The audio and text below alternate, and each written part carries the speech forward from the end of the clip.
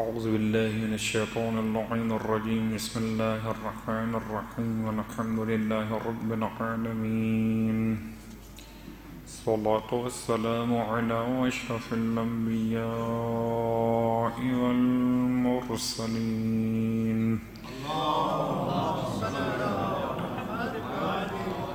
سيدنا أبي القاسم محمد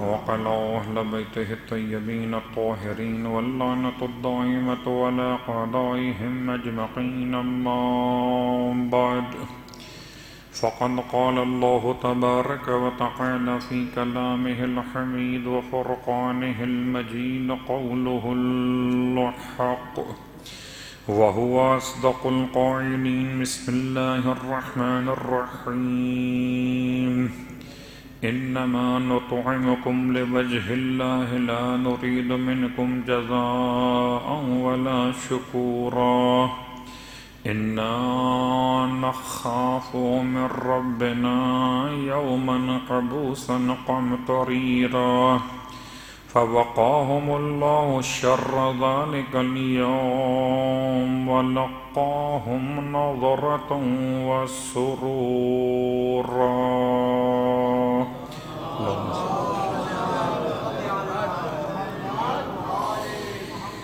تمام تعریفیں پروردگار حسن مجتبیٰ کے لیے اور تمام ہدیہ درود و سلام خانوادہ حسن مجتبیٰ کے لیے. الحمدللہ الذی جعلنا من المتمسکین بالقرآن العظیم وجعلنا من المتمسکین بولایت علی بن ابی طالب علیہ السلام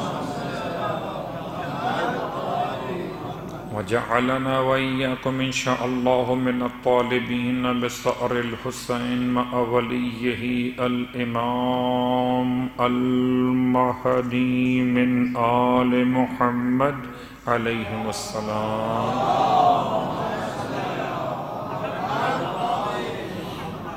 اما بعد شکر پروردگار حسن مجتبیٰ کہ اس نے بطفیل حسن مجتبیٰ ایک مرتبہ اور موقع عطا کر دیا کہ ہم فرش ولا پر عقیدہ محبت اہل بیت کے ساتھ حاضر خدمت ہیں.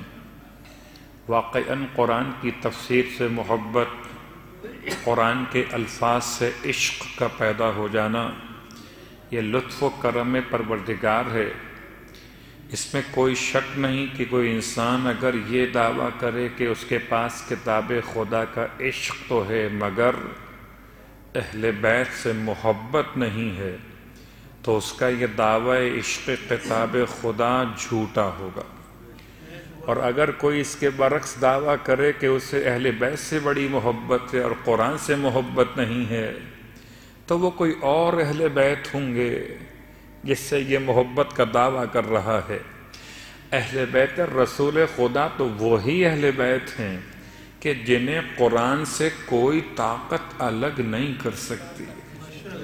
ہماری اور آپ کی تو حیثیت اور طاقت کیا، کوئی طاقت دنیا کی اہل بیت کو قرآن سے اور قرآن کو اہل بیت سے نہ کبھی جدا کر سکی ہے اور نہ کبھی کر سکے گی. یہ تو کر سکتی ہیں طاقتیں کہ سر کو جسم سے جدا کر دیں، یہ تو کر سکتی ہیں کہ جوان بیٹے کو باپ کے سامنے شہید کر دیں، یہ تو کر سکتی ہیں کہ پردہ دار بیویوں کی چادر کو چھین لیں. یہ نہیں کر سکتی کہ قرآن کو اہل بیت سے جدا کر دیں یا اہل بیت کو قرآن سے الگ کر سکیں. جب جب جہاں جہاں قرآن رہے گا وہاں وہاں اہل بیت اطہار کا ذکر رہے گا. صلوات پڑھیں محمد و آل محمد.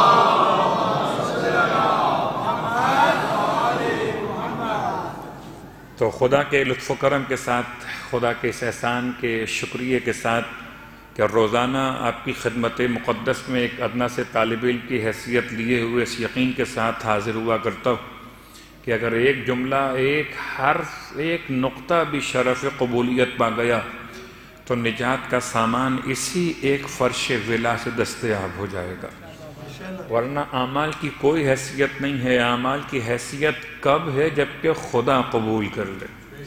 اور اگر خدا قبول نہ کرے تو کسی عمل کی کوئی حیثیت نہیں ہے. اپنے ہاتھ سے کاغذ پہ لکھیے 500 ریال، حیثیت ہوگی؟ اپنے ہاتھ سے لکھیے کاغذ پہ 500 درہم، حیثیت ہوگی؟ یہ آپ کے لکھے ہوئے 500 درہم ہیں. جب تک کوئی ادارہ اسے یہ اہمیت نہ دے، جب تک قبول کرنے والی قوت اسے اہمیت نہ دے، تب تک اس کی کوئی اہمیت نہیں ہے. یا مجھے وہ جملہ یاد آتا ہے کہ اگر کبھی اسٹیٹ بینک کسی نوٹ کے بارے میں اعلان کر دے کہ ہم نے اس کو کینسل کر دیا ہے، جب کینسل کر دیا تو ختم ہو گئی بات. ہم یہ سمجھتے ہیں کہ اب بھی لوگ اگر نہ سمجھیں تو کب سمجھیں گے. کرنسی نوٹ آپ کے پاس ہے، اس پر کسی کے سائن ہوئے ہیں، گورنر کے سائن موجود ہیں جو اسٹیٹ بینک کا گورنر ہے. اگر ایک نوٹ کسی کے سائن کے بغیر نہیں چلتا تو تمہارا عمل درود کے بغیر کیسے چلے گا؟ سائن تو ہونے چاہیے. تو میرے اور آپ کے اعمال کی حیثیت کب ہے؟ جبکہ خدا قبول کر لے. اور خدا قبول نہ کرے تو اعمال کی کوئی حیثیت نہیں ہے. انسان ساری زندگی اعمال صالحات کو انجام دے اور خدا قبول نہ کرے. اور خدا قبول کب نہیں کرتا؟ جبکہ شرائط مکمل نہ ہوں. شرائط مکمل نہیں ہیں، ایمان اللہ کی ذات پر نہیں ہے، ایمان روز قیامت پر نہیں ہے، تو خدا ایسے اعمال کو قبول کرتا ہی نہیں. لیکن ان اعمال کی قبولیت کے لیے ہمارے پاس سہارے موجود ہیں. اسی لیے اطمینان رکھتے ہیں کہ خدا قبول کرنے والا ہے، اور ایسا قبول کرنے والا ہے کہ عمل کرنے والا عمل کیے جائے. قُلِ اعْمَلُوا، حبیب کہیے ان سے یہ عمل تو کریں. فَسَيَرَ اللَّهُ عَمَلَكُمْ وَرَسُولُهُ وَالْمُؤْمِنُونَ. اگر تمہیں کسی کو دکھانے کا ہی شوق ہے کہ عمل کوئی دیکھنے والا بھی ہو، تو سورہ مبارک توبہ آیت نمبر 105 میں اعلان ہے کہ تم عمل تو کرو. عمل دیکھنے والے خدا کی ذات بھی موجود ہے، رسول خدا بھی موجود ہیں، اور ہر دور میں صاحبان ایمان کی جماعت موجود ہے. گویا میرے عمل کو دیکھنے والے، میرے عمل کا مشاہدہ کرنے والے آپ ہیں کہ نہیں ہیں؟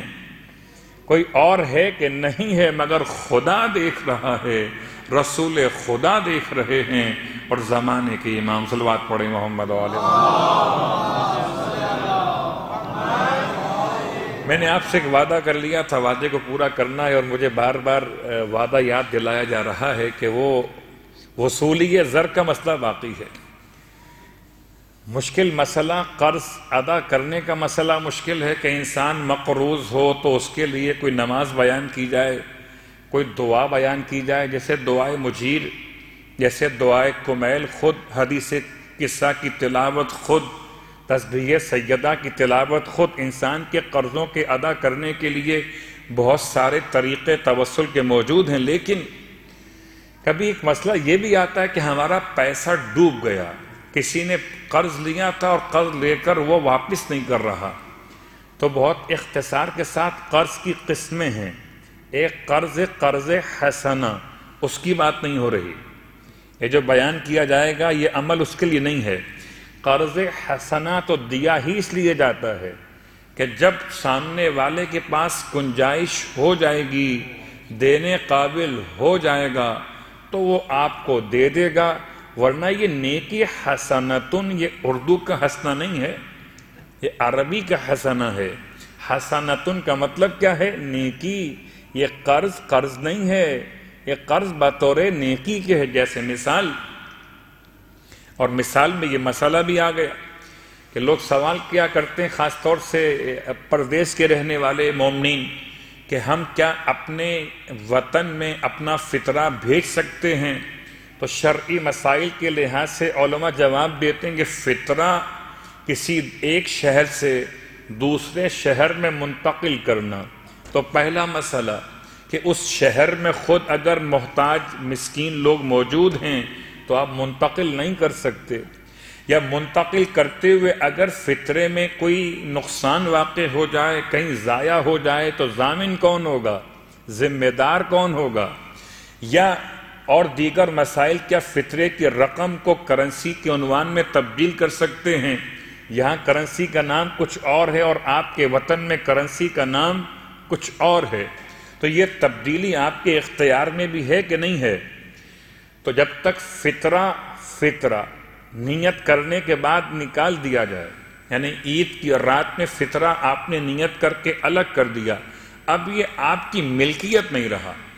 جب آپ کی ملکیت نہیں رہا تو اب اس پر آپ کا تصرف نہیں ہو سکتا، اسے بھیجنا، تبدیل کرنا یہ ممکن نہیں ہے۔ ہاں، اس سے پہلے قرض حسنہ کے نام سے آپ چاہیں تو یہ رقم آپ ٹرانسفر کر سکتے ہیں، ابھی یہ فطرہ نہیں ہے، ابھی قرض حسنہ ہے، آپ نے وطن بھیج دیا۔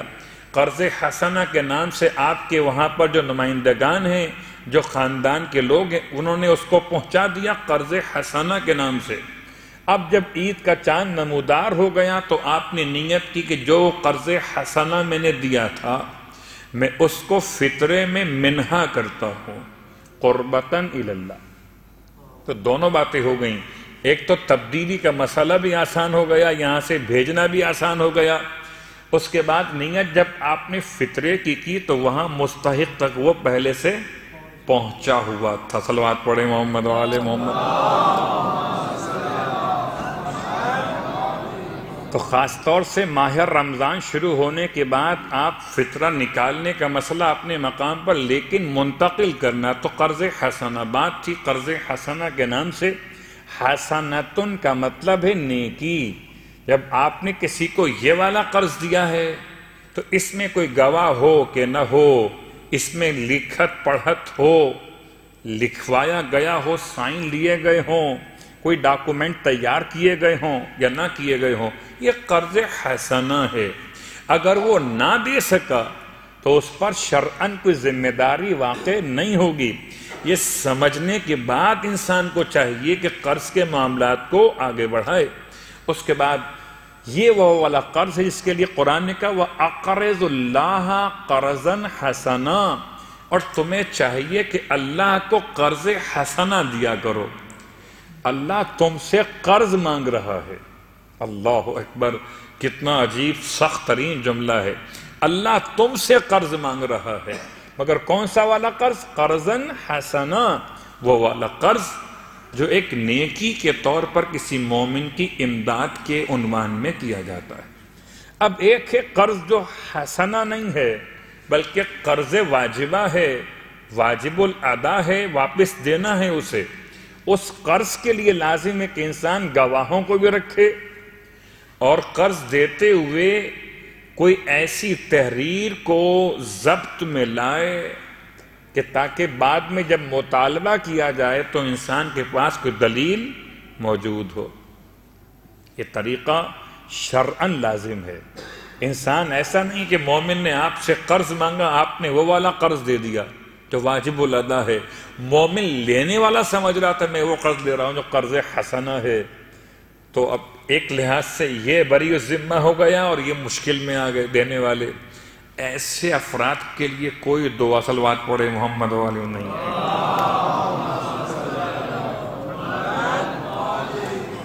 کچھ دعائیں ایسی ہوتی ہیں کہ جو قبول نہیں ہونے والی ہوتی ہیں، یا بعض گروہ ایسے ہیں دعا مانگنے والوں کے جن کی دعا قبول نہیں ہو سکتی۔ ان میں سے ایک مثال ایسے انسان کی جو گھر میں بیٹھ کے اللہ سے روزی مانگے کہ اٹھوں گا نہیں، ہلوں گا نہیں، تو کھلا دے، تو ایسے کی دعا قبول نہیں ہو سکتی۔ خدا نے انسان کو ذمہ دار بنایا ہے، نظام کو نظام اسباب قرار دیا، سبب بنا ہے، اٹھیے جائیے کمائیے کھائیے، آپ بیٹھ کے دعا مانگ رہے ہیں۔ اسی انداز سے کوئی قرض دے کر کہے پروردگار میرا قرض ڈوب گیا، تو ڈوب تو اس لیے گیا کہ تم نے اس قرض کی جو ذمہ داری تھی وہ خود پوری نہیں کی تھی، لیکن اب ذمہ داری پوری کرنے کے بعد پیسہ ڈوب گیا۔ تو داؤد رقی راوی کا نام ہے اور کتاب کا حوالہ ہے حیات القلوب جلد نمبر 2، اردو زبان میں دستیاب ہے، آپ پڑھ سکتے ہیں۔ امام جعفر صادق علیہ الصلوۃ والسلام کے زمانہ مقدس، امام کی بارگاہ میں آ کے داؤد نے سوال کیا۔ داؤد کہتے ہیں کہ میرا پیسہ مولا کسی کے پاس قرض کے طور پر تھا، وہ ڈوب گیا۔ اب یہ پیسہ واپس کیسے آئے؟ وہ مومن نماز پڑھے ادائے قرض کی، جس نے قرضہ لیا ہوا ہے، تو خدا اس کے لیے سبب بنائے کہ وہ قرضہ اس کے لیے آسان ہو واپس کر دینا، یہ الگ موضوع ہے، تو ہم اس کی بات نہیں کر رہے۔ خیر کسی نے مجھ سے کہا تھا کہ اگر جن پر قرض واجب ہے وہ نماز پڑھ لیں تو جب وہ ادا کریں گے تو جن کا ڈوبا ہوا خود بخود نکل آئے گا۔ بھائی اگر لینے والا دینے پہ تیار ہو جائے تو جس نے قرض دیا اس کا مسئلہ حل ہو جائے گا، لیکن ہو سکتا ہے کوئی ایسا ہو جو خود سے دینے پہ تیار نہ ہو۔ ہوتے ہیں لوگ تو کلمہ پڑھ کے مکر جاتے ہیں، لوگ تو کلمہ پڑھ کے مکر جاتے ہیں، تو قرض لے کر مکر جائے تو کیا کیجیے گا؟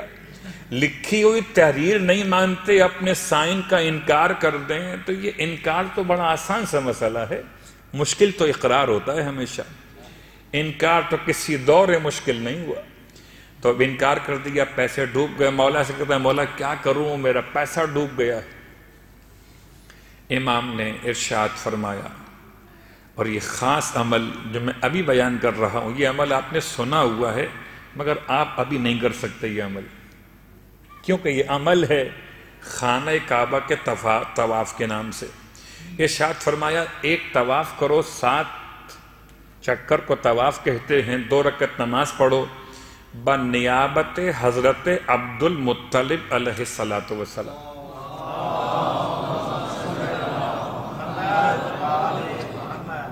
اور ایک طواف 2 رکعت نماز بنیابت حضرت آمنہ علیہ السلام، اور ایک طواف اور 2 رکعت نماز بنیابت حضرت فاطمہ بنت اسد سلام اللہ علیہ۔ یہ 3 طواف اختلاف ہو سکتا ہے، کوئی آپ کو 5 بیان کرے، کوئی 7 بیان کرے، جتنا زیادہ نیابت خانوادہ معصومین کیجئے تو عیب نہیں ہے، بلکہ عیب کو چھپانے کا طریقہ ہے، مشکلات کے حل کا راستہ ہے۔ لیکن جو روایت میں آپ کی خدمت میں پیش کر رہا ہوں اس میں 3 نام لیے گئے، ایک حضرت عبد المطلب، جناب آمنہ، جناب فاطمہ بنت اسد علیہم السلام، یہ 3 شخصیات کے نام سے 3 طواف اور 3 طواف کی 3 نمازیں، نماز ہے طواف۔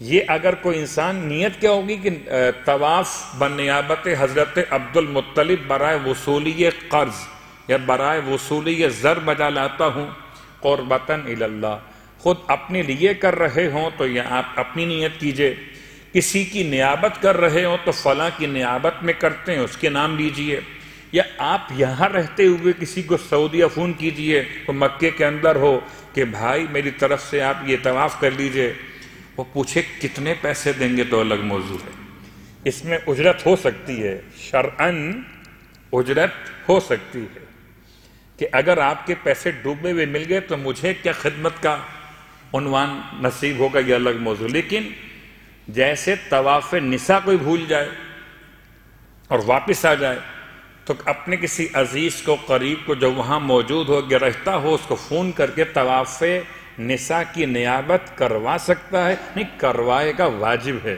یا تو خود جا کے کرے یا نیابت کروائے۔ لیکن یہ 3 طواف وصولی قرض کے لیے ہیں۔ اب اگر یہاں بیٹھ کے ہم دونوں کام نہیں کر پا رہے، نہ تو خود جا پا رہے ہیں اور نہ کوئی ایسا محبت کرنے والا، بہت مشکل ہے۔ ماہ رمضان میں اتنا حرم میں رش ہے، آپ کسی کو کہیں کہ طواف کرنا ہے 3 طواف، میرا پیسہ ڈوبا ہوا، تو جواب میں کہا کہ میں ڈوب جاؤں گا طواف کرتے کرتے، اتنا رش ہے۔ صلوات پڑھیں محمد و آل محمد۔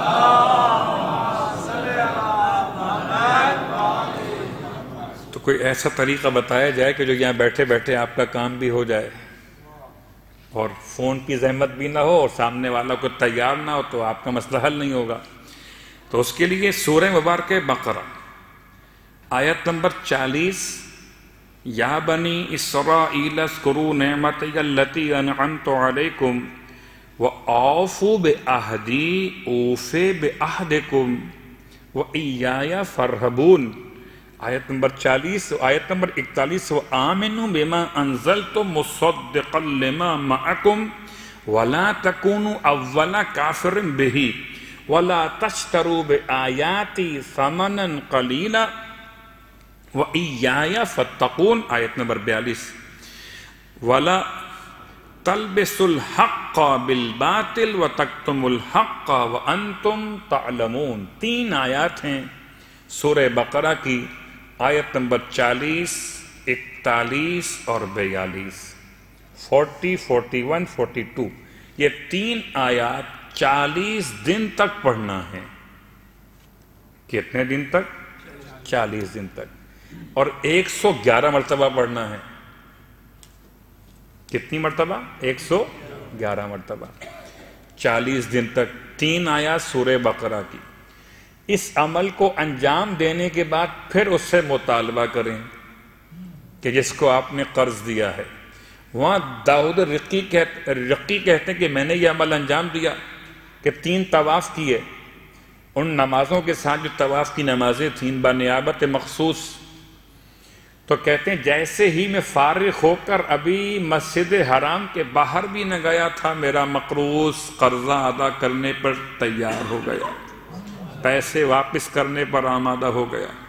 اسی انداز سے سورہ مبارکہ البقرہ کی 3 آیات ہیں کہ جو انسان کے وصولی زر اور وصولی قرض کے لیے علماء نے بیان کی۔ صلوات پڑھیں محمد و آل محمد۔ کیا لیا؟ تو یہ 3 آیات وصولی قرض کے لیے، وصولی زر کے لیے، مگر 40 دن کا عمل ہے، اور 111 مرتبہ تلاوت کرنا اول و آخر درود تو لازم ہے، اس کا بغیر تو کوئی دعا قبول نہیں ہوتی۔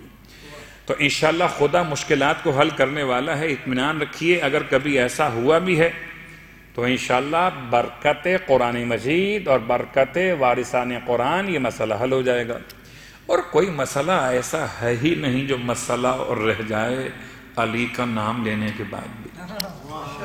تو اب ہماری بات یہاں سے آگے بڑھ جائے، کیونکہ بہرحال ابھی ہم بہت دور کھڑے ہوئے ہیں انسان کو تلاش کرتے ہوئے۔ کبھی ایمان کی بات ہوتی ہے، کبھی فطرت کی بات ہوتی ہے، کبھی ایمان کے مسائل کی بات ہوتی ہے، اور ایمان کے مسائل کی بات میں کچھ باتیں ابھی باقی ہیں۔ ایمان کی اقسام بھی آپ کے سامنے آ چکی ہیں، ایمان کی ایک حیثیت بھی کچھ واضح ہوئی ہے کہ ایک ہے اعتقادی اور بنیادی حیثیت، کہ آپ یہ عمل کیوں کر رہے ہیں، نماز کیوں پڑھ رہے ہیں۔ اگر ایمان بنیاد نہ ہو تو نماز نہیں پڑھیں گے۔ تو ایک تو ایمان کی حیثیت ہے اعمال اعتقادی، اور جو بھی اعمال انجام دی جاتے ہیں ان کے لیے بنیادی حیثیت ہے۔ ایک ایمان خود اپنے مقام پر اصالت رکھتا ہے، ایمان کا ثواب الگ سے اپنے مقام پر بھی ہے۔ ایمان کی 2 حیثیتیں ہو گئیں۔ ایک حیثیت مجھے اور آپ کو، بڑا عمدہ جملہ ہے، کتنا کمزور ایمان ہے، اتنا کمزور ایمان ہے کہ جو مجھے 2 رکعت نماز کے لیے بستر سے مصلی پہ نہ لا سکے، وہ مجھے امام زمان کے لشکر میں کیسے پہنچائے گا۔ اتنا کمزور ایمان بھی۔ صلوات پڑھیں محمد و آل محمد۔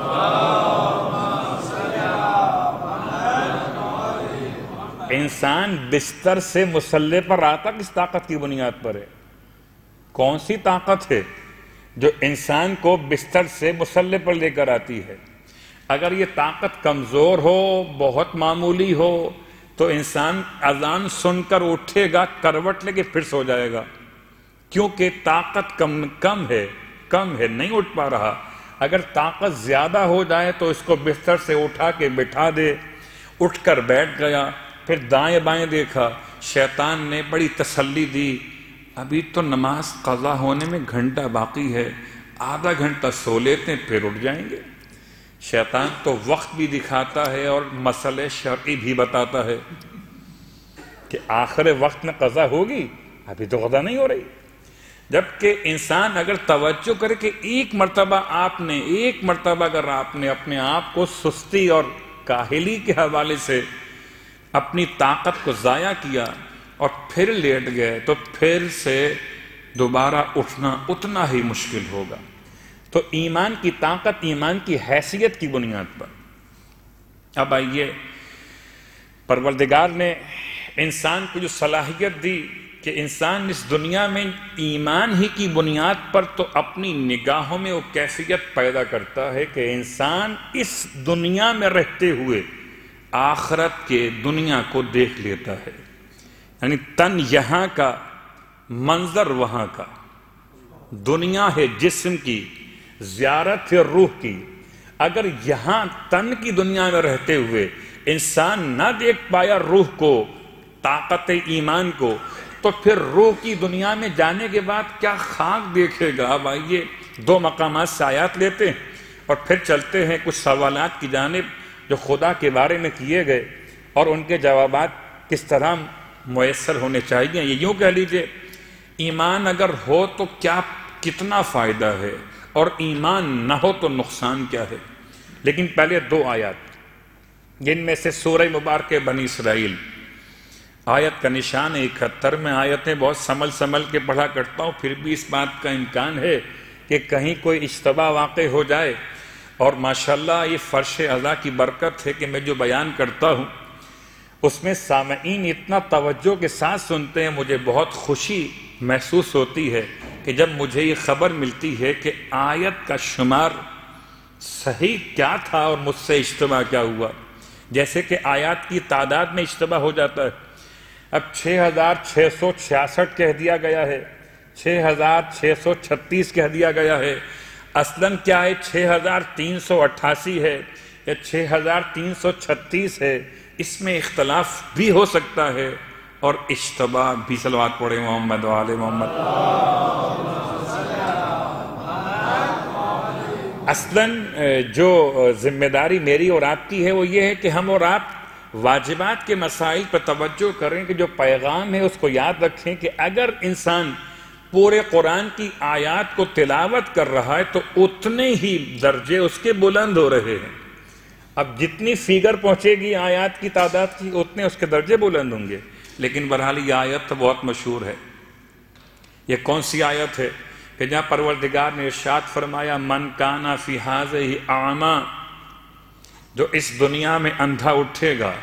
پورا واقعہ چھوڑ دیتا ہوں ورنہ آیت اللہ العظمی سید محسن الحکیم علی اللہ مقامہ کا اور امام کعبہ سے ایک چھوٹا سا مناظرہ، جبکہ امام کعبہ اس زمانے میں جو بھی تھے وہ نابینا تھے.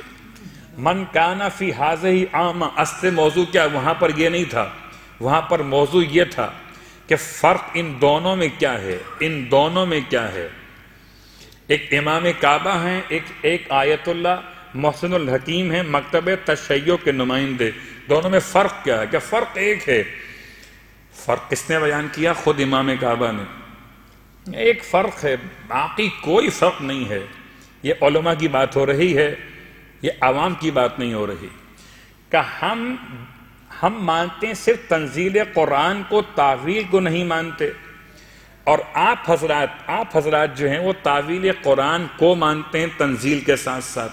بس یہ فرق ہے. ہم تعویل کو نہیں مانتے اور آپ تعویل کو مانتے ہیں، اتنا سا فرق ہے.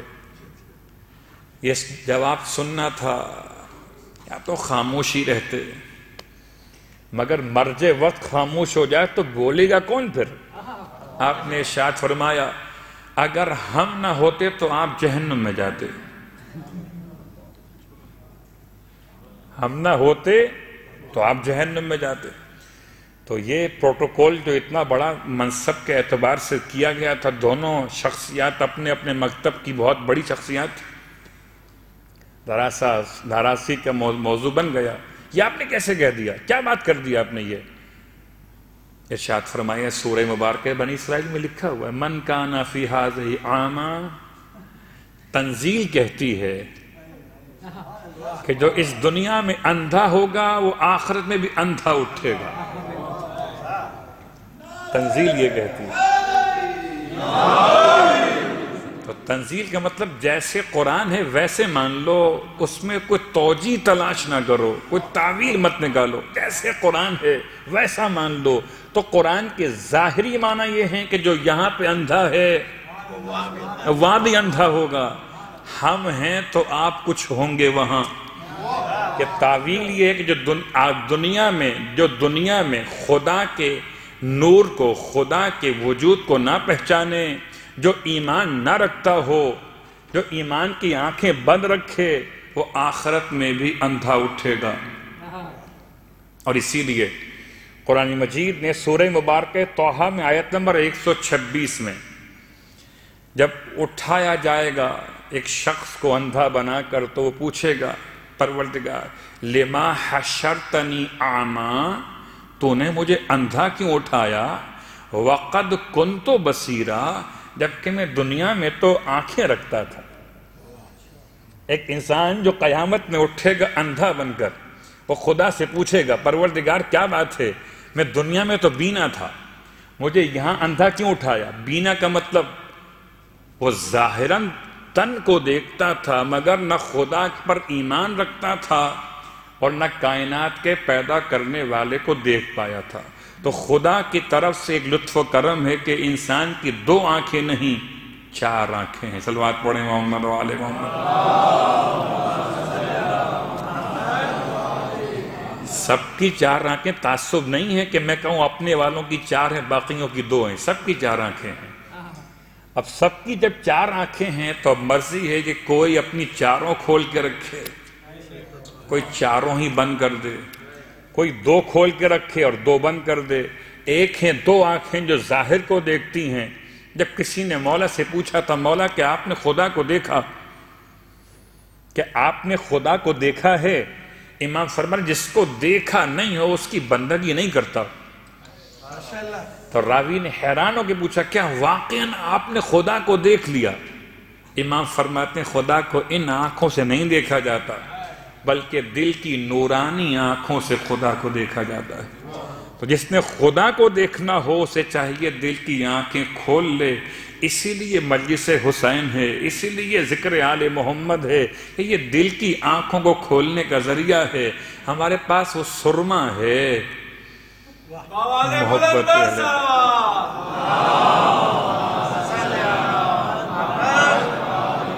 جو دل کی آنکھوں میں ڈالا جاتا ہے۔ یہ آنکھیں تو ابو بصیر کی نہیں ہیں، ابو بصیر اندھے ہیں۔ عجیب جملہ ہے، ابو باصر نہیں، ابو بصیر۔ باصر اور ہے، بصیر اور ہے۔ بڑی آسان سی مثالیں ہیں۔ یہ گھر ایسا ہے کہ اس گھر پر اگر میمونہ آ جائیں حبشہ کی رہنے والی تو فضا چمک جائیں۔ اس دروازے پر اگر کوئی آ جائے بیچارہ تو صرف مسلمان نہیں سلمان ہو جائے۔ اس در کی کرامت تو یہ کہ بے زر بھی آ جائے تو اس مقام پر پہنچے کہ جہاں ابو ذر کہلائے، ابو ذر۔ اور اسی مقام کی بات کہ جہاں ابو بصیر کون؟ امام کے ایسے صحابی جو آنکھوں سے نابینا ہیں، مگر جو امام کو پہچان لے وہ نابینا کب ہے؟ لوگ کہتے ہیں ہم نے امام کو نہیں دیکھا، قسم بخدا کون سا ایسا جو کہتا ہے میں نے امام کو نہیں دیکھا؟ بتائیں دل کی آنکھوں سے امام کو دیکھا؟ صلوات پڑھیں محمد و آل محمد۔ نہیں دیکھا۔ اب ضد نہ کیجئے گا کہ ان آنکھوں سے دیکھنا اور ہے، پردہ غیبت ہے ان آنکھوں کے لیے، پردہ غیبت ہے ان آنکھوں کے لیے، پردہ شہود ہے ان آنکھوں کے لیے۔ امام پردہ غیب میں وجود کے لحاظ سے نہیں ہیں، آپ کا وجود تو موجود ہے، آپ ہر مقام پر ہر پکارنے والے کی آواز پر چلے آتے ہیں، ہر جگہ ایسے ہی آتے ہیں جیسے پکارنے والا اپنے امام کو خلوص کے ساتھ پکارتا ہے۔ اب کوئی اگر سوال کرے کیسے ممکن ہے کہ ہر جگہ پہنچ جائیں، تو اتنا یقین شیطان پر ہے کہ ہر جگہ بہکا دیتا ہے۔ تو اگر شیطان دشمن خدا ہو کر ہر جگہ بہکا سکتا ہے تو امام بندہ پروردگار ہو کر کے ہر جگہ سنبھالنے نہیں آ سکتے؟ صلوات پڑھیں محمد و آل محمد۔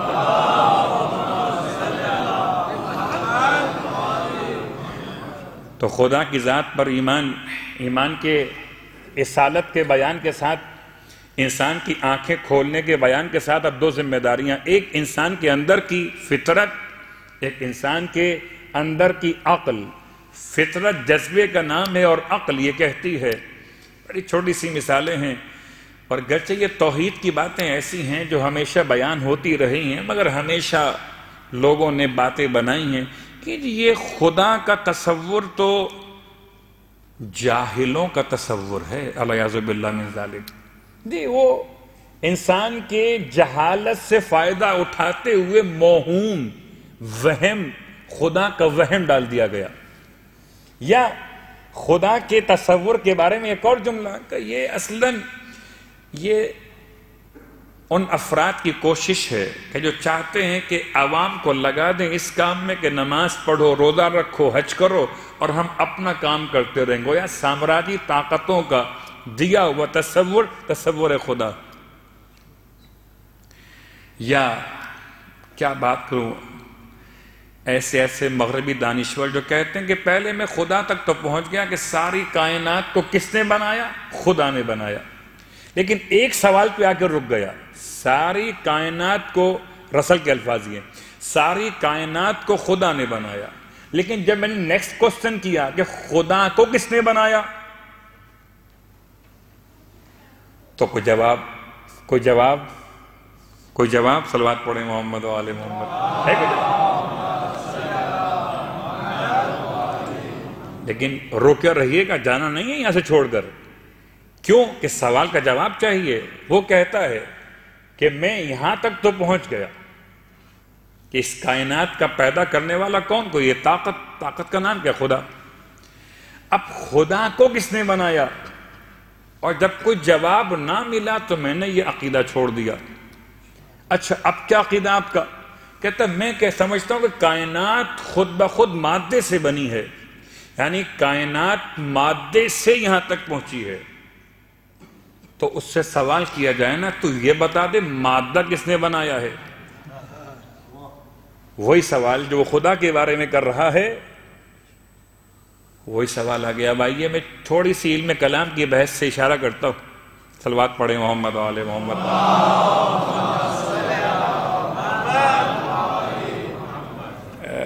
ایک چھوٹی سی کتاب ہے جس کا نام ہے 11واں باب، کتاب کا نام 11واں باب ہے، باب ہادی عشر۔ یہ بہت چھوٹی سی کتاب ہے، عقائد کی بہت بڑی کتاب نہیں ہے، لیکن مختصر کتاب میں بہت بڑی باتیں لکھی ہیں۔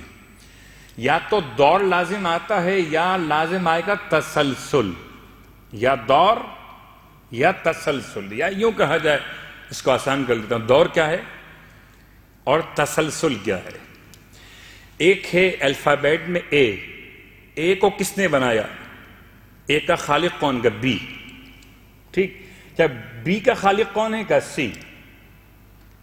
سی کا خالق کون کا؟ ڈی۔ تو ہم کہاں تک چلے؟ اینڈ کیا ہے؟ زیڈ۔ اب زیڈ کا خالق کون ہے؟ تو زیڈ کا خالق واپس اے بن گیا اگر، تو یہ ہو گیا دور، راؤنڈ، سرکل ہو گیا۔ اور سرکل میں گھومیں گے، چکر آئیں گے، خدا سمجھ میں نہیں آئے گا۔ اس لیے ہماری زبان میں سے کہتے ہیں دور باطل ہے۔ عقیدے میں دور باطل ہے کہ واپس جہاں سے چلے تھے وہیں پہنچ گئے۔ اور پھر ایک بات اور، ہم نے اگر کہا زیڈ کا خالق جو ہے وہ اے ہے، اور اس سے پہلے ہم جب چلے تھے تو ہم کیا کہتے تھے؟ اے کا خالق کون ہے؟ بی۔ تو اے ایک وقت میں خالق بھی ہے، مخلوق بھی ہے۔ اے ایک وقت میں خالق بھی ہے، مخلوق بھی ہے۔ خوب، مخلوق کس کی ہے؟ بی کی، خالق کس کا؟ زیڈ کا۔ دور آ گیا، پہنچے خدا تک؟ نہیں پہنچے نا۔ اب آئیے ایک اور سلسلہ ہے۔ اب اگر زیڈ کے بعد اور آگے چلیں تو کہاں جائیں گے؟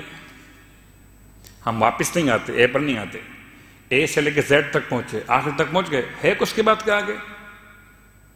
تو یا تو یہ سلسلہ کہلاتا ہے تسلسل، جہاں کوئی اینڈ نہیں ہے، کوئی اینڈ نہیں ہے، کہاں جائیے گا؟ پتھر کس نے بنائے؟ مثلاً حیوان نے، حیوان کس نے بنائے؟ انسان نے، انسان کس نے بنائے؟ اب آگے چل رہے ہیں آپ، کوئی اینڈ ہوگا اس کا؟ جب کوئی اینڈ نہیں ہے، اس کا نام ہے تسلسل، جہاں خدا نہیں ملنے والا۔ اور کسی ایک مقام پر پہنچ گئے کہ ان سب کا پیدا کرنے والا کون ہے؟ للہ الواحد القہار۔ اور بہت آسان سی مثالیں ہیں کہ اگر ہم خدا کی تلاش میں کہ خدا کو کس نے بنایا، تو بات یہ خدا مخلوق نہیں ہے۔ اس سے پوچھا اگر مادہ ہی خدا ہے تو بتا مادہ کس نے بنایا؟ کہتا مادہ کسی نے بنایا نہیں ہے، وہ ہمیشہ سے ہے۔ تو ہم بھی یہی کہتے ہیں خدا ہمیشہ۔ صلوات پڑھے محمد و آل محمد۔ فرق کیا ہے؟ مادہ لاشعور ہو کر اگر اتنی باشعور کائنات بنا دے اور تیری سمجھ میں بات آ جائے ایک غیر مسلم دانشور، تو کیا خدائے باشعور، خدائے عالم اور علیم اور حکیم سمجھ میں نہیں آ رہا؟ تو آہستہ آہستہ باتیں آگے بڑھیں گی، اور ایمان کے مراتب پر پہلا فائدہ انسان کا خدا پر ایمان لانے کا فائدہ کیا ہے؟ کیا ملتا ہے؟ تو سب سے پہلے انسان کو جو فائدہ ملتا ہے خدا کی ذات پر ایمان لانے کا پہلا فائدہ کہ اسے ایک امید پیدا ہو جاتی ہے۔ آئیے اس لفظ کو میں آسان کروں، آپ کو لیے چلتا ہوں خدمت امام جعفر صادق علیہ السلام کی بارگاہ میں۔ صرف لفظ امید تک کی بات ہے، باقی وضاحت الگ کرنا پڑے گی مجھے۔ بہت مشہور روایت ہے، آپ نے بہت بار سنی کہ وہ شخص ہے آ کے پوچھتا ہے امام سے، دہریہ ہے، اس انداز کا انسان ہے جو خدا کو نہیں مانتا، کہتا ہے مجھے بتائیے خدا کا ثبوت کیا ہے، خدا کے وجود کی دلیل کیا ہے؟ امام فرماتے ہیں خدا کے وجود کی دلیل تم بتاؤ کہ تم کرتے کیا ہو؟ کہ میں سفر کرتا ہوں پانی کا، کشتی میں بیٹھ کر جاتا ہوں۔ کہ کبھی ایسا ہوا کہ کشتی طوفان کے بھنور میں آ گئی ہو؟ کہ بالکل ایسا ہوا۔ کہ ایسا بھی ہوا کبھی کہ چاروں طرف موت دکھائی دے رہی ہو؟ کہ ایسا بھی ہوا ہے بعض اوقات۔ کہ اس وقت میں تمہیں امید تھی کہ 1% ہی صحیح، 1% ہی صحیح، شاید کہ تم بچ جاؤ، شاید کہ کوئی راستہ نجات کا نکل آئے۔ کہتے ہیں ہاں، اتنے خراب موسم اور ماحول میں جب بالکل موت سامنے دکھائی دے رہی ہو آنکھوں کے، 99% موت دکھائی دے رہی ہو، مگر 1% تو حیات کی امید تھی۔ امام کہتے ہیں اسی امید کا نام تو خدا ہے، اسی امید کا نام تو خدا ہے۔ ایک امید عقیدے کے بارے میں، ایک امید ایمان کی یہ کہ انسان میں اور آپ بیٹھے ہوئے ہیں، پوچھئے کیوں بیٹھے ہیں آپ یہاں، کیوں بیٹھے ہیں؟ اگر خدا پر ایمان نہ ہو تو آپ کا بیٹھنا بیکار ہے یہاں پر۔ آپ کو امید ہے کچھ ملے گا۔ صلوات پڑھے محمد و آل محمد۔ یعنی محنت کرنے والا اگر جاب کر رہا ہو کسی ایسے ادارے میں جہاں اسے پتہ ہے کچھ نہیں ملنے والا، تو جاب نہیں کر سکے گا۔ انسان خدمت یا ملازمت یا محنت کرتا ہی وہاں پر ہے کہ جہاں اسے امید ہو کہ میرے اعمال کو کوئی قبول کرنے والا ہے، کہ اس کی حیثیت ہے، کوئی اس پر مجھے بہترین اجر و ثواب دینے والا ہے۔ خدا پر ایمان انسان کے اعمال کی اہمیت کو بڑھا دیتا ہے۔ نمبر 1، خدا پر ایمان انسان کو مکر و فریب اور دھوکے سے بچا لیتا ہے۔ خدا پر ایمان انسان کو عزت عطا کرتا ہے، ایسی عزت میں آپ سے کہوں کہ آپ فلاں کے غلام ہیں، آپ کہیں گے نہیں میں غلام نہیں، میں آزاد ہوں۔ ہر ایک کی غلامی عیب ہے، مگر جب آپ سے کہا کہ آپ غلام پروردگار ہیں، عبد خدا ہیں، تو خدا تو پھر خدا ہے، ہم تو خدا کے ولی کے غلام بنے ہوئے ہیں۔ ہزار جانے گرامی فدائے نام علی، علی امام منست و منم غلام علی۔ صلوات پڑھے محمد و آل محمد۔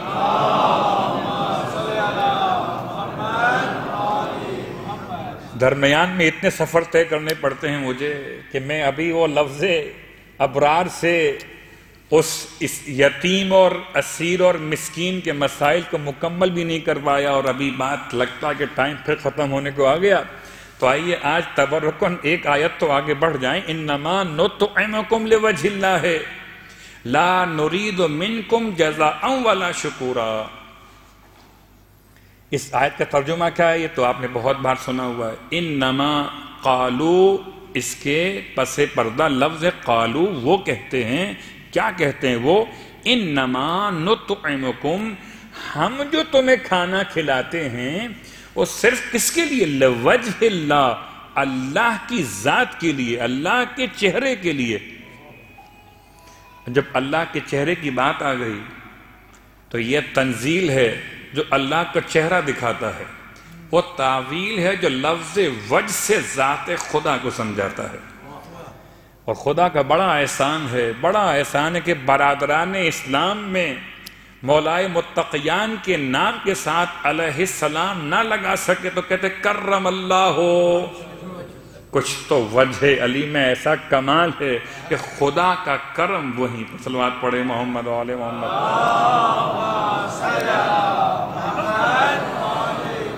انما کلمہ حصر ہے، یہ انما تو آپ کو خوب یاد ہے، انما یرید اللہ کے نام سے یا انما ولیکم اللہ کے نام سے، انما یہاں بھی کلمہ حصر ہے۔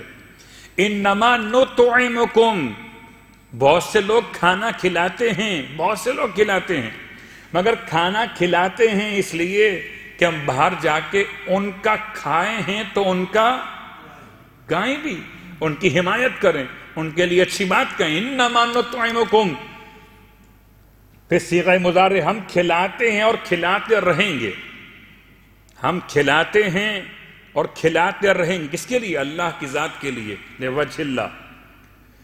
یہ وجہ اللہ کیا ہے؟ چھوٹی سی مثال میں آپ کی خدمت پیش کروں کہ میری اور آپ کی عبادتیں اگر میں آپ کو سنانے کے لیے 2 رکعت نماز پڑھوں تو آپ مجھے کیا دیں گے؟ کیا دیں گے؟ وہ کل آپ نے ایک ربائی پڑھی تھی کہ منگتوں سے مانگتا ہے تو کیا ملے گا، مانگنا ہے تو مولا سے مانگ، ایسی تھا نا؟ صلوات پڑھے محمد و آل محمد۔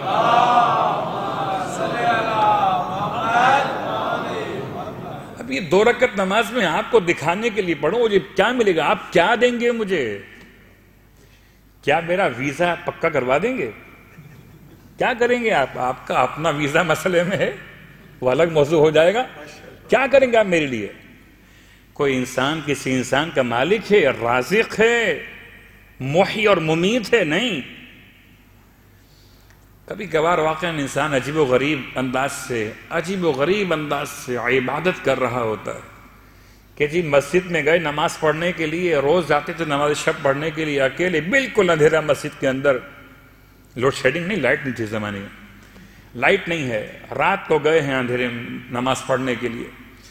تو ایک دن سردی کا موسم تھا، نماز پڑھنے پہنچے، اکیلے صاحب ہیں، یہ بڑا خشوع اور خضوع ہے ان کے اندر، کسی کے سانس لینے کی آواز انہیں مسجد کے اندر سے آئی، اندھیرا چھایا ہوا ہے۔ اب یہ سمجھے کوئی اور بھی آج مسجد میں آ گیا ہے، تو آج تو انہوں نے وہ سورے پڑھے جو کبھی نہ پڑھے تھے، نماز لمبی کر دی۔ اب جیسی نماز ختم کی اور روشنی کچھ سامنے آئی، مسجد میں روشنی ہوئی، دیکھا ایک کتا ہے جو سردی سے بچنے کے لیے مسجد کے اندر آ کر بیٹھ گیا تھا۔ ساری رات کی عبادت، یہ نمازیں ایک کتے کی نظر ہو گئیں۔ اللہ اکبر، جملہ تو بہت قبیح ہے، میں کیا کروں؟ لیکن سوچیں تو صحیح، اگر میں اچھی انداز میں تلاوت کر رہا ہوں اور آپ کو سنا رہا ہوں، آپ کو دکھا رہا ہوں، تو آپ مجھے کیا دیں گے؟ اس لیے ہمارے اعمال کی ساری قدر و قیمت، بات شروع بھی یہیں سے ہوئی تھی کہ اعمال خدا قبول کر لے تو اعمال کی حیثیت ہے، اور خدا قبول نہ کرے تو اعمال کی کوئی حیثیت نہیں ہے۔ تو اعمال کیے جائیں کس کے لیے؟ خدا کے لیے۔ وصیت ہے مولا متقیان علی ابن ابی طالب علیہ السلام کی اپنے بیٹوں سے، بستر شہادت پر مولا کی وصیت، وَعْمَلَا لِلْأَجْرِ، صرف ایک جملہ اس کا، سب چھوڑ دیتا ہوں، وَعْمَلَا لِلْأَجْرِ، اے بیٹا حسن و حسین تم دونوں عمل انجام دینا اجر کے لیے۔ اللہ اکبر، یہ جو الفاظ یہاں پر کیا ہیں؟ ایسا نہیں تھا کہ مولا یہ فرما رہے ہیں کہ جی ہمیں تو اللہ سے اجر نہیں چاہیے، نہیں، انما نطعمکم لوجہ اللہ لا نرید منکم، ہم تم سے نہیں چاہتے، ہم تم سے نہیں چاہتے، نہ جزا اور نہ شکریہ۔ جزا کے معنی کیا ہیں؟ کل بات کریں گے کہ جزا کتنے معنی میں استعمال ہو سکتا ہے۔ شکریہ کیا ہے؟ وہ آسان لفظ ہے مگر جب جزا کے ساتھ استعمال ہوا ہے تو اس کے معنی کچھ اور ہو جائیں گے۔ ابھی فی الحال روکتے ہیں کہ ایسا نہ ہو کہ پھر میں آج ایک عظیم خاتون کے ذکر مخصوص سے پھر اپنے آپ کو محروم کر دوں۔ آج مخصوص تذکرہ جناب نرجس خاتون سلام اللہ علیہا۔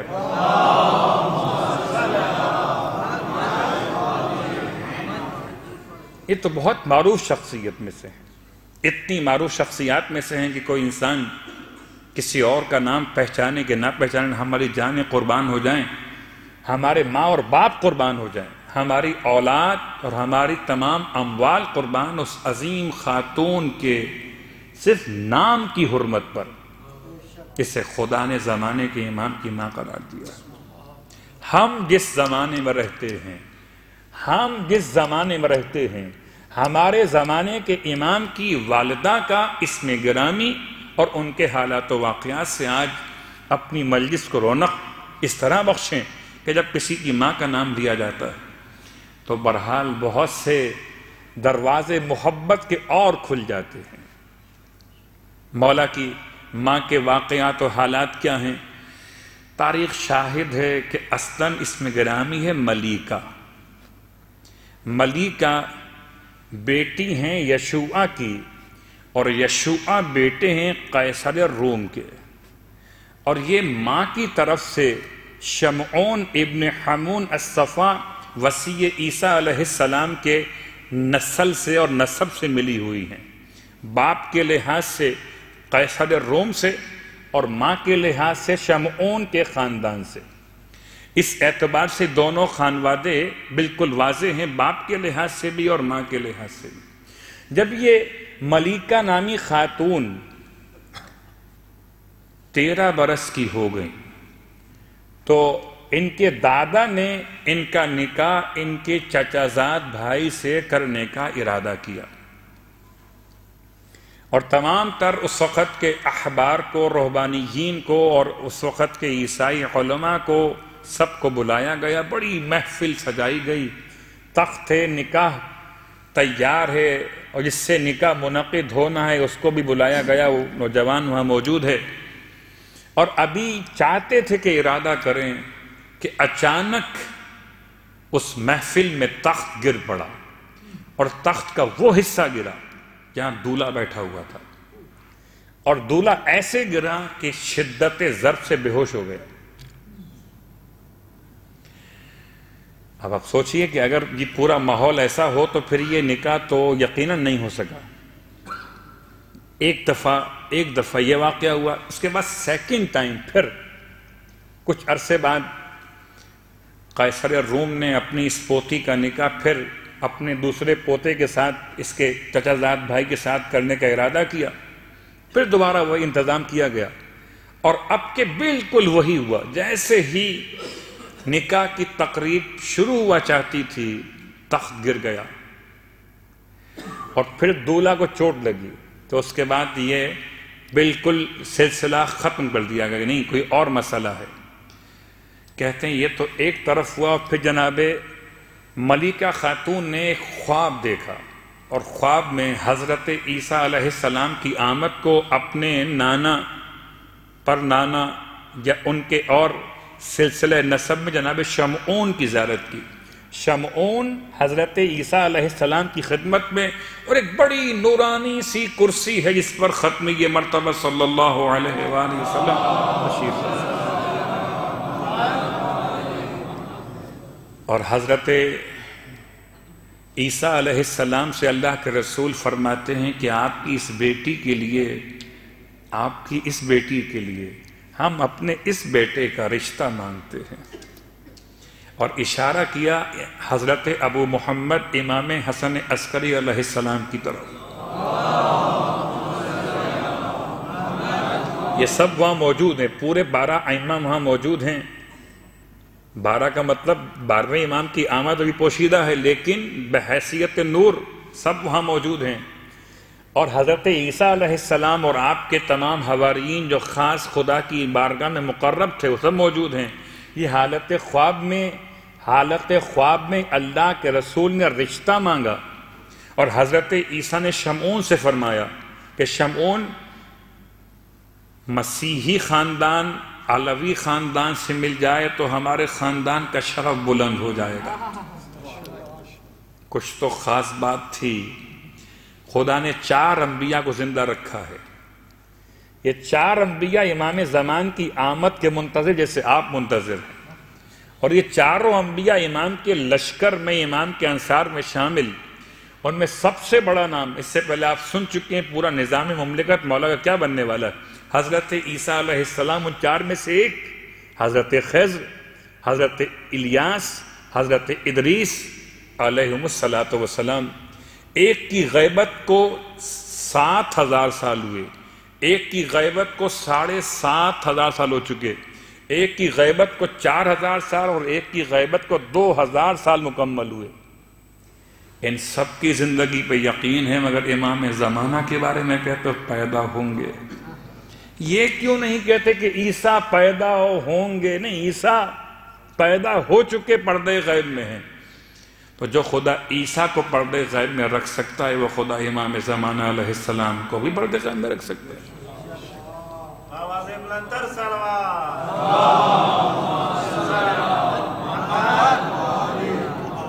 تو یہ پہلا خواب ہے حضرت ملیکہ جو بیٹی ہیں یشوع کی اور قیصر روم کی پوتی ہیں اور جناب شمعون کی نواسی ہیں، اور رشتہ حالت خواب میں قائم ہو رہا ہے۔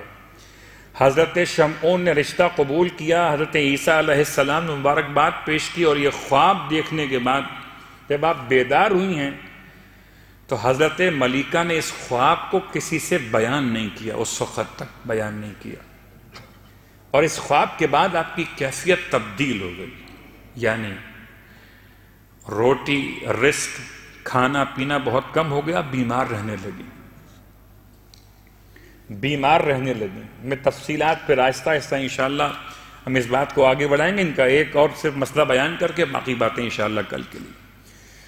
تو اب اس دوران میں جبکہ پریشان ہوا قیصر روم کے آخر مسئلہ کیا ہے، بیماری کون سی ہو، طبیب بلائے گئے مگر علاج سمجھ میں نہیں آ رہا۔ ایک مرتبہ خود قیصر روم نے اپنی پوتی کو بلا کے پوچھا کہ بیٹی بتاؤ مسئلہ کیا ہے، کوئی تمہارے دل میں کوئی خواہش ہے، کوئی آرزو ہے، کوئی تمنا ہے تو بیان کرو۔ کہتی ہیں دادا سے کہ دادا، جو مسلمان اس زمانے میں کچھ اسیر تھے روم کے بادشاہ کے پاس، قیصر کے پاس، تو کہا ان کو رہا کر دیجیے، شاید اس نیک کام کی برکت سے خدا میری بیماری کو دور کر دے۔ قیصر روم نے ملیکہ کی خواہش پر جو چند لوگ مسلمان اسیر تھے اس کے پاس، ان کو رہائی دے دی، ان کی آسانی پیدا ہو گئی۔ اللہ اکبر! جس کا ایک خواب مسلمانوں کی آسانی کا باعث بنے، اس کا بیٹا کتنی بڑی آسانی کا باعث بننے والا ہے۔ فرجہم و فرجنا، یہ کشادگی صرف آل محمد کی نہیں ہے بلکہ تمام عالم کی کشادگی ہے، امام زمانہ کے ظہور کا زمانہ۔ ٹھیک، اب اس کے بعد بڑا وقت گزر رہا کہ طبیعت بہتر ہو گئی۔ ایک خواب پھر آپ نے دیکھا، اور وہ خواب کیا دیکھا؟ خواب یہ دیکھا کہ جو اس خواب میں دیکھا تھا، خود ملیکہ نے ابو محمد کی زیارت کی تھی نا، مولا کی 11ویں امام کی، جب سے خواب دیکھا تھا ان کی محبت دل میں جاگزیں ہوئی۔ یہ بالکل ایسے جیسے ختیجہ طاہرہ کے دل میں ختمی مرتبت کی محبت ہے، ایسے ملیکہ خاتون کے دل میں ابو محمد کی محبت ہے۔ ایک اور خواب دیکھا آپ نے، کیا خواب دیکھا؟ دیکھا یہ کہ وہ شہزادی کونین جناب سیدہ فاطمہ الزہرا سلام اللہ علیہا جناب مریم علیہ السلام موجود ہیں، اور حضرت مریم کے ساتھ ملیکہ اپنے آپ کو دیکھتی ہیں کہ وہ تمام خواتین جو مقدس ہیں وہ موجود ہیں، اور پھر نورانی شخصیت کا تعارف شہزادی کا کرایا گیا۔ یہ کون؟ کہ یہ سیدہ نساء العالمین۔ تو جب تعارف ہوا کہ یہ وہ ہیں کہ جن کے گھر میں رشتہ قائم کیا گیا ہے، تو ملیکہ کہتی ہیں میں بے اختیار حالت خواب میں دوڑ کر قدموں سے لپٹ گئی کہ یہ وصال کب نصیب ہوگا، کب میں خدمت امام میں پہنچوں گی۔ کہ کب یہ ماحول سے نکل کر وہاں پہنچوں گی. بڑی محبت سے ارشاد فرمایا بی بی نے کہ یہ وقت بھی آئے گا، تم پہلے حلقہ اسلام میں داخل ہو جاؤ. جو تاریخ بیان کر رہا ہوں کہ ایک ظاہری اعتبار سے مسئلہ ہے، ایک باطنی اعتبار سے مسئلہ ہے.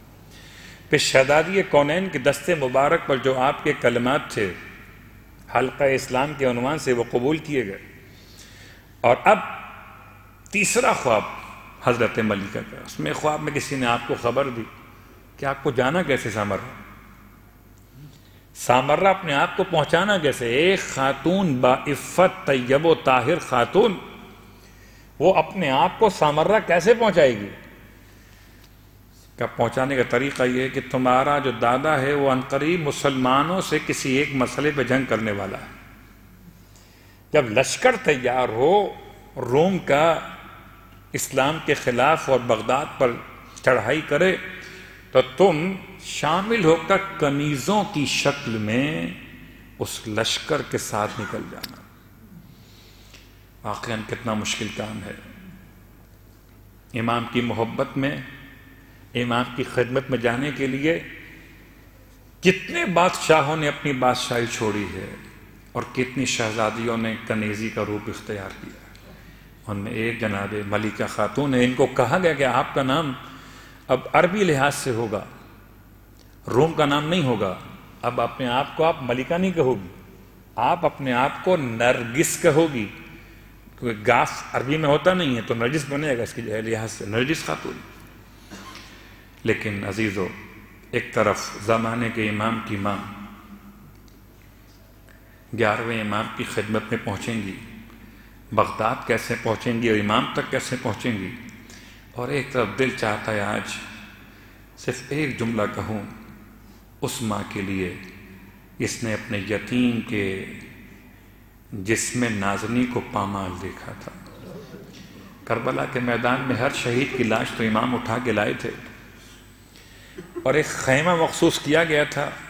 اس خیمے میں لاشیں لا کے رکھی جاتی تھی. اس خیمے کو ایک گنج شہیدہ کا نام دیجئے کہ جہاں امام لاشیں لا کر رکھتے تھے. ایک لاش ایسی بھی لائے ہیں سب سے الگ انداز، سب سے منفرد انداز سے لائے ہیں. نہ تو گھوڑے پہ رکھ کر لائے ہیں، نہ ہاتھوں پہ اٹھا کے لائے ہیں. یہ کوئی گٹھری ہے جسے کاندھے پر رکھ کے رکھتے. اور جیسے ہی قریب خیمہ پہنچے میرے مولا آواز دی، بھابی آئیے آپ کا قاسم واپس آ گیا. رونے والوں، جناب فروا قریب آئی ہیں کہ کہاں قاسم کو دیکھیں، کہاں پر لائے مولا. قاسم دکھائی نہیں دیتے، مولا قاسم کہاں پر؟ امام نے گٹھری کو اتارا کاندھے سے اور جیسے ہی ابا کی اس دامن کو کھولا ہے، گٹھری کو کھولا ہے، لاش کے ٹکڑے رکھے ہوئے تھے. ماں کا عجیب حال تھا. ایک مرتبہ بچے کی لاش پہ گر پڑی، منہ چوم کے فرمایا، بیٹا دادی زہرا کو ماں کا سلام کہنا. بیوہ کے پاس ایک ہی فدیہ تھا، اگر اور بھی کوئی ہوتا تو اسے بھی قربان کر دیتی. رونے والوں، ایک جملہ اور سنیے گا، بات تمام کر دوں. خدا مجھے اور آپ کو نصیب کرے کربلا مولا کی زیارت. مجلس اعظم منعقد تھی. ایک مرتبہ حرم کی مجلس میں خطیب پڑھ رہے تھے محمد علی خراسانی. مجلس پڑھتے پڑھتے یا مہدی خراسانی مجلس پڑھ رہے تھے تو ایک روایت پڑھی کہ جب میرا مولا جناب قاسم کی لاش کے ٹکڑے لا کے رکھے، اکبر کی لاش کو جب بعد میں لائے، دونوں لاشوں کے بیچ میں میرا مولا بیٹھ گیا. ایک ہاتھ اکبر کی لاش پہ رکھا، ایک ہاتھ قاسم کے ٹکڑوں پہ رکھا. ایک مرتبہ اوپر آسمان کی طرف نگاہ کی، پروردگار سے فریاد کی، پروردگار حسین غریب ہو گیا. یہ روایت پڑھی تو اتنا گریا، مولا کا حرم تھا، لوگ روتے روتے بے ہوش ہو گئے. کہتا ہے خطیب میں اپنے مقام پر رہائش گاہ پہ واپس پلٹ کر آیا اور جب حالت خواب بستر خواب پر پہنچا تو خواب میں کسی معظمہ کی زیارت ہوئی. معظمہ آ کر کہتی ہیں، اے خطیب اے ذاکر، آئندہ یہ روایت حرم میں مت پڑھنا. پوچھتا ہے ذاکر ہاتھوں کو جوڑ کر، اے معظمہ بی بی بیوی اگر روایت غلط ہو تو میں کہیں نہیں پڑھوں گا، حرم میں تو کیا میں کہیں نہیں پڑھوں گا۔ فرماتی ہیں روایت غلط نہیں ہے، جب سے تو پڑھ کر آیا ہے میرے بیٹے کو ہوش نہیں آ سکا۔ وہاں غربتا میرا مولا کبھی اکبر کی لاش کو دیکھتا تھا، کبھی قاسم کے ٹکڑوں کو۔ ہے مولا کی دولت ایسی لٹی کربلا کے میدان میں کہ حسین غریب ہو گئے۔ اللہ ولعنۃ اللہ علی القوم الظالمین وسیعلم الذین ظلموا ای منقلب ینقلبون۔ بار اللہ واسطہ محمد و آل محمد کا ہماری اس عبادت کو اپنی بارگاہ میں قبول و مقبول فرما۔ بار اللہ واسطہ محمد و آل محمد کا میرے مالک تمام حاضرین مجلس کی حوائج شرعیہ کو پورا فرما۔ بار اللہ واسطہ محمد و آل محمد کا پروردگار کوئی غم نہ دے سوائے غم آل رسول کے۔ بار اللہ واسطہ محمد و آل محمد کا میرے مالک حاضرین میں خاص طور سے جنہوں نے التماس کی ہے، جو بیمار ہیں انہیں شفاء کاملہ عطا فرما۔ ہمارے ایک نمازی نوازش بھائی بیمار ہیں، پروردگار واسطہ محمد و آل محمد کا ان کو شفاء کاملہ عطا فرما۔ بار اللہ واسطہ محمد و آل محمد کا مرنے سے پہلے کربلا معلیٰ کی زیارت نصیب فرما، مرنے کے بعد کربلا والوں کی شفاعت نصیب فرما، جنت میں کربلا والوں کے قدموں میں غلاموں کو جگہ نصیب فرما۔ بار اللہ واسطہ محمد و آل محمد کا امام زمانہ علیہ السلام کے ظہور میں تعجیل فرما۔ ہم سب کو، ہمارے مرحومین کو امام کے غلاموں میں شامل فرما۔ ایک مرتبہ سورہ الحمد کی تلاوت، 3 مرتبہ سورہ اخلاص کے ساتھ آج کی افطار من جانب برادر علی رضا لیلانی، روشن علی، ان کے مرحومین اکبر علی، جعفر علی، برکت علی، گلشن بانو اور تمام مرحومین لیلانی فیملی اور دھارسی فیملی، مرچنٹ فیملی کی مرحومین، پونا والا فیملی کی مرحومین، ہیمیر فیملی کی مرحومین اور ناتھانی فیملی کے مرحومین کو یاد فرماتے ہوئے تمام ارواح مومنین مومنات، تمام شہداء ملت کے لیے ارسال فرما دیجیے۔ بسم اللہ الرحمن الرحیم، الحمد للہ رب العالمین، ایاک نعبد و ایاک نستعین، صراط المستقیم صراط الذین انعمت علیہم غیر المغضوب علیہم ولا الضالین۔ ربنا تقبل منا انک انت السمیع العلیم بجائے محمد وآلہ المعصومین۔ 2 دن کی نماز قضاء عمری جماعت کے ساتھ ہوتی ہے۔ یہ جماعت کی نماز جماعت کے طریقے پر ہوتی ہے، جیسے کہ جماعت کے نماز کے احکام ہیں اس لحاظ سے ہوتی۔ جو انشاءاللہ اپنی نماز قضا کر چکے ہیں ان کے لیے ایک بہت اچھی ایک کیفیت ہے عبادت کی۔ اپنے لیے یا اپنے والد مرحوم یا والدہ مرحوم یا کسی مرحوم یا مرحومہ کے لیے پڑھنا چاہیں نماز قضاء واجب ان کی، تو نماز 2 دن کی قضاء عمری جماعت کے ساتھ ہوگی۔ خدا میرے اور آپ کے اعمال قبول فرمائے برحمتک یا ارحم الراحمین۔